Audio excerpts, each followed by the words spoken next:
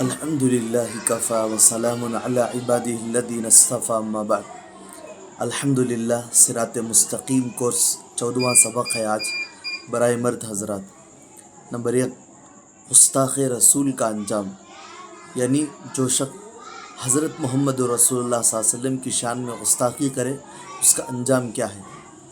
تبت یدا ابی لہب وتب ما اغنی عنہ مالہ وما کسب سیصلی نارا ذات لہب وامرأتہ حمالۃ الحطب فی جیدها حبل من مسد۔ ترجمہ: ابو لہب کے دونوں ہاتھ ٹوٹ جائے اور وہ برباد ہو جائے، اس کا مال اور جو اس نے کمایا تھا اس کے کسی کام نہ آیا۔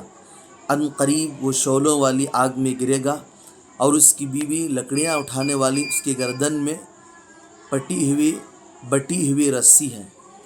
تو اللہ تعالیٰ نے ابو لہب اور اس کی بیوی دونوں کے لیے اس میں ہلاکت کا، بربادی کا ذکر فرمایا ہے۔ جو بھی اللہ کے رسول صلی اللہ علیہ وسلم کی شان اقدس میں گستاخی کرے گا تو اس کا انجام بھی یہی ہوگا۔ حدیث شریف، تکبیر تحریمہ کی رفع یدین۔ عن وائل بن حجر رضی اللہ تعالی عنہ رأى النبی صلی اللہ علیہ وسلم اذا افتتح الصلاة رفع یدیہ حتی تکاد ابہامہ تحاذی شحمۃ اذنیہ۔ سنن النسائی، نسائی شریف کی روایت ہے۔ اس کا ترجمہ ہے، حضرت وائل بن حجر رضی اللہ عنہ سے روایت ہے کہ انہوں نے رسول اللہ صلی اللہ علیہ وسلم کو دیکھا کہ جب آپ صلی اللہ علیہ وسلم نے نماز شروع فرمائی تو اپنے ہاتھوں کو بلند کیا، تکبیر تحریمہ کے لیے بلند کیا، یہاں تک کہ آپ صلی اللہ علیہ وسلم کے انگوٹھے آپ صلی اللہ علیہ وسلم کی کانوں کی لو کے برابر پہنچ گئے، یعنی اس طرح اللہ کے رسول صلی اللہ علیہ وسلم نے اٹھایا، آپ صلی اللہ علیہ وسلم کے انگوٹھے کانوں کی لو تک پہنچ گئے۔ نمبر 3، عقائد، توہین رسالت۔ انبیاء اکرام علیہم السلام میں سے کسی بھی نبی کی شان میں کسی بھی طرح کی گستاخی و بے ادبی کرنا یا گستاخی و بے ادبی کو جائز سمجھنا کفر ہے۔ مثلا آپ صلی اللہ علیہ وسلم کے لیے صرف اتنی فضیلت کا قائل ہونا کہ جتنے بڑے بھائی کو چھوٹے بھائی پر ہے، کفر اور بے ادبی ہے۔ توہین علم نبوت، اس بات کا قائل ہونا کہ فلاں شخص کا علم حضور صلی اللہ علیہ وسلم کے علم سے زیادہ ہے، یا علوم نبوت یعنی علم دین کو باقی علوم فنون کے مقابلے میں گھٹیا سمجھنا، یا علماء دین کی بوجہ علم دین تحقیر کرنا، یہ بھی کفر ہے۔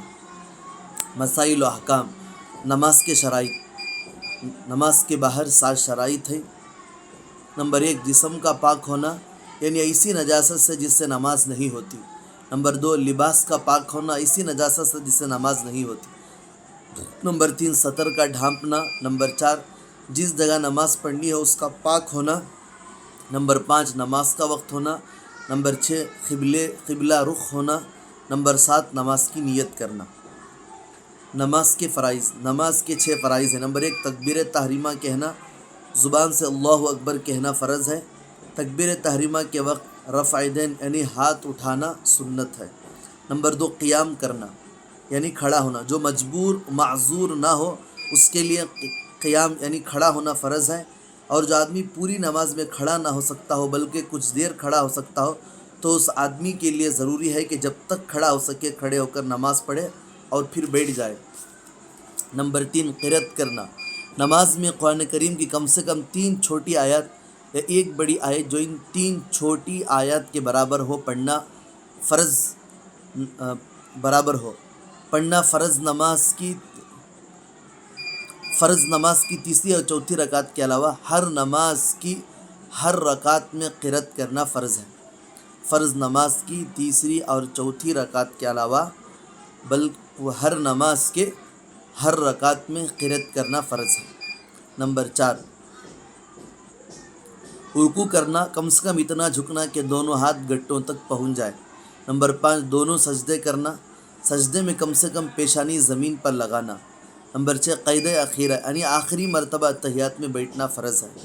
مسنون دعا، کھانے کے آخر کی دعا، الحمدللہ الذی اطعمنا وسقانا وجعلنا مسلمین، ترمذی شریف کی روایت ہے۔ تمام تعریفیں اس اللہ کے لیے جس نے ہم کو کھلایا پلایا اور مسلمان بنایا۔ بس اللہ سے دعا ہے کہ اللہ تعالی ہم سب کو پڑھنے کی، سننے کی، سمجھنے کی اور عمل کی توفیق عطا فرمائے۔ آمین۔ بآخر دعوانا الحمدللہ رب العالمین۔